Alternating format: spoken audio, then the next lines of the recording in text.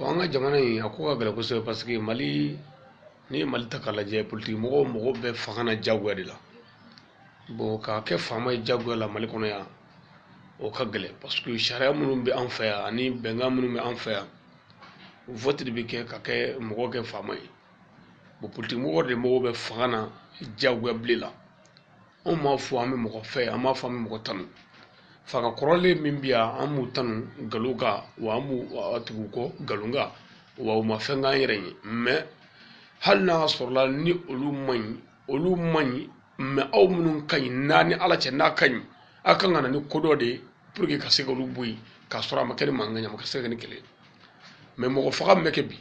bengali min bɛ kɛ bi janfa min bɛ kɛ bi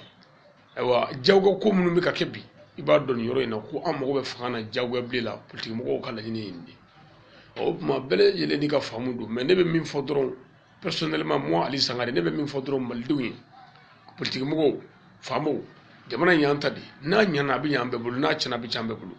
o tuma a bɛ ɲɛ sira minnu kan k'o siraw minɛ an ka fara manamana ko ni ayiwa kuntankow la jamana in an k'a bɔ bolo la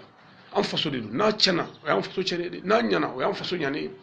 a bɛ ɲɛ sira minnu kan k'o siraw minɛ bonya b'o kɔfɛ kisi b'o kɔfɛ karama b'o kɔfɛ ala sago a sago hada salamu alaikum warahmatullahi wabarakatuh